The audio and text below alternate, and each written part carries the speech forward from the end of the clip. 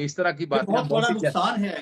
اگر صاحبزادہ حامد رضا پیچھے ہٹ جاتے ہیں تو یہ بہت بڑا نقصان ہے عمران خان کا، تحریک انصاف کا اور تحریک تحفظ پاکستان کا. ان کا پورے پاکستان میں ایک حلقہ اثر ہے.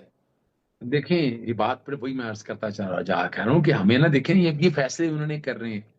اب اس حوالے سے عام دیکھیں کوشچن بڑا سیدھا سا، ہم نے اس وقت بھی کہا تھا کہ کنٹروورسیز میں نہیں پڑنا، اور آپ نے جاہلیت سے بچنا ہے.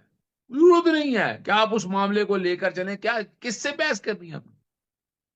یعنی جو اگر آپ کو یاد ہوگا رانا ثناء اللہ کے بیان، باقی لوگوں کے بیان، وہ حج کرنے کے حوالے سے کیا کیا سنتے رہے ہیں آپ نواز شریف کے بارے میں. اگر ہم انہی باتوں پہ جائیں، وہ جس طرح جس طرح بھائی بھائی کی باتوں کو چلتے رہے، میں نہیں ان باتوں کی طرف جانا چاہتا. یعنی وہ ایک سیاسی مقاصد پہ لے کر چل رہے تھے، ہم ایک بڑے مقصد کے لیے جا رہے ہیں. ہم رول آف لا کی بات کر رہے ہیں، ہم ملک کو آگے لے جانے کی بات کر رہے ہیں.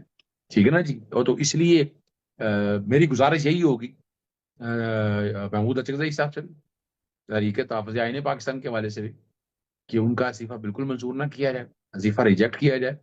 اور دیکھیں میں نے آپ کے سامنے ایک وجہ کی تھی، ایک نازک ٹائم ہے اس وقت. میں نے آپ کے سامنے کیا بات کہی تھی